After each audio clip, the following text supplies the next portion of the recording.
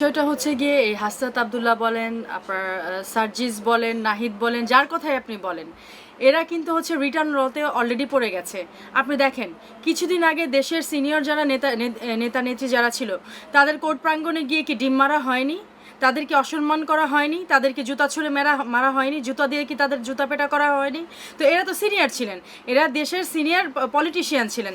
তাদের প্রতি কি ন্যূনতম এরা এরা সদাচরণ করেছে? তাদের প্রতি কি তাদের কোনো হচ্ছে কার্টিসি মেনটেন করেছে? তারা উল্টা লেলিয়ে দিয়েছে সাধারণ জনগণকে, এবং তাদের যারা চামচা ছিল তাদের লেলিয়ে দিয়েছে যে তাদের প্রত্যেক জায়গায় বিবস্ত্র করার জন্য, অসম্মানিত করার জন্য। তো আজকে ওনারা যখন এই বাংলাদেশি হয়ে বাংলাদেশের সাথে এরা যখন রাষ্ট্রদ্রোহিতার সামিল কাজ কারবার করে দেশের বাইরে যাচ্ছে, তাও হচ্ছে গিয়ে ওই আপনার অক্সফোর্ড ইউনিভার্সিটিতে যে কেউ চাইলেই কিন্তু হচ্ছে একটা আর্থিক বিনিময় করে ওই কনভেনশন হল কিন্তু ভাড়া করতে পারে। দেশে কি বললো যে অক্সফোর্ড থেকে নাকি তাকে আমন্ত্রিত করা হয়েছে। How is it possible? একটা নর্মাল ছেলে যার কোনো সেরকম কোনো ব্যাকগ্রাউন্ড নেই, যে পিএইচডি করলো না, যার হচ্ছে আমেরিকাতে যাওয়ার বা অক্সফোর্ডে যাওয়ার যার কোনো কারণ নেই, কোনো কারণ ছাড়া কিছু ছেলে পেলে কিছু লোকজন দিয়ে সে হচ্ছে ইনভলভ হয়ে কি করলো, অক্সফোর্ডে চলে গেল একটা হল ভাড়া করে, সেটাকে আমাদের দেশে দেখালো। আমি তো এই খবর যখন শুনেছি রীতিমতো থক হয়ে গিয়েছি, আইসড হয়ে গিয়েছি যে একটা নর্মাল ছেলে যারা হচ্ছে এই দেশে নর্মাল উপদেষ্টার করেছে, যাদের পড়াশোনা কোনো ডিগ্রি নেই, সে কিভাবে অক্সফোর্ড থেকে তার জন্য ইনভাইটেশন আছে? এটা তো হচ্ছে অবিশ্বাস্য একটা কথা। তো তারপর যাওয়ার ফলে হচ্ছে আপনাদের সাংবাদিক ভাইয়ের মাধ্যমে মানে জানতে পারলাম যে এটা হচ্ছে ওই হল ভাড়া নিয়ে তাকে হচ্ছে নিয়ে যাওয়া হলো। এরপর সেকেন্ডলি আপনি আসেন, দেখেন পৃথিবীর ইতিহাসে বলেন বা বাংলাদেশের ইতিহাসে বলেন, মীর জাফর বলেন, মোশতাক বলেন, এরা কিন্তু হচ্ছে পৃথিবী যেই জায়গায় যাক এরা অপমানিত হবে। এরা কিন্তু হচ্ছে তাদের ধৃষ্টতা, যেহেতু তারা অবমাননা করেছে, সে রিটার্নও তাদের পেতে হবে। আজকে তাদের যে ডিম মারলো, তাদের মিডল ফিঙ্গার দেখানো হলো, কেন দেখানো হলো? এটা রিটার্ন ল, নেচার আপনাকে সেটা ব্যাক করবেই। আজকে এই শ্রদ্ধেয় যারা বড় বড় যারা রাজনীতিবিদ ছিলেন, চাইলেই কিন্তু কেউ হচ্ছে গিয়ে একটা দেশের হচ্ছে আপনার মন্ত্রিত্ব পায় না। সেই জায়গায় কাঠখড় অনেকখানি পুড়িয়ে তারপরে হচ্ছে আসতে হয়। যারা হচ্ছে ৭১-এর মতো জায়গা থেকে, যারা হচ্ছে আপনার ৬৯ গণঅভ্যুত্থান থেকে উঠে এসেছে, তাদের তো চাইলেই হচ্ছে তারা অপমানিত করতে পারবে না। আজকে সেই রিটার্ন লতে তারা পড়ে গেছে, এবং যার ফলশ্রুতিতে হাসনাত আবদুল্লাহ, ইউনুস, আপনার হচ্ছে গিয়ে মোস্তফা সরোয়ার ফারুকী, এরা ভাবছে সেফ এক্সিট। এরা কিন্তু কোথাও সেফ এক্সিট কখনোই পাবে না।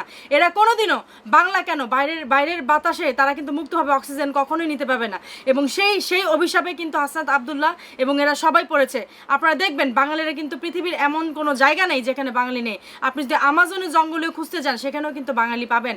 অতএব প্রত্যেক জায়গায় কিন্তু এরকম মিডল ফিঙ্গার বলেন, ডিম বলেন, জুতা বলেন, ঝাড়ু বলেন, প্রত্যেকটা জিনিস নিয়ে কিন্তু এইসব উপদেষ্টা নামক এইসব হায়না, এইসব রাষ্ট্রদ্রোহীদের জন্য কিন্তু প্রত্যেক জায়গায় বাঙালিরা দাঁড়িয়ে আছে।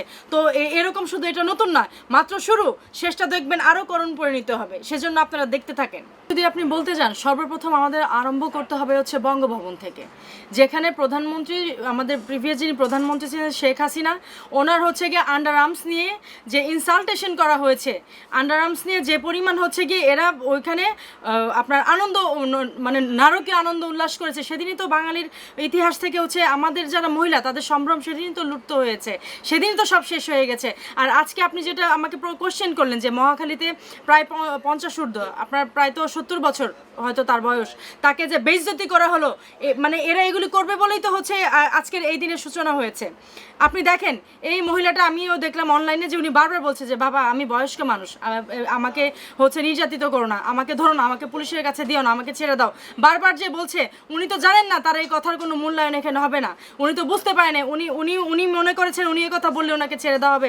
আপনি দেখেন আজকে সারা বাংলাদেশে মহিলাদের বেইজ্জতি করা হচ্ছে, এবং এই যে 50 ঊর্ধ্ব যে মহিলা, 60 ঊর্ধ্ব প্রায় 70-এর কাছাকাছি মহিলা, ওনাকে যে বেইজ্জতি করছে সারা বাংলাদেশের যত মহিলা আছে সবার পক্ষ থেকে বলছি, প্রত্যেকটা মহিলা আমরা এক একটা বাংলাদেশ, প্রত্যেকটা মহিলা আমরা এক একটা বাংলাদেশের মা বলেন, বোন বলেন।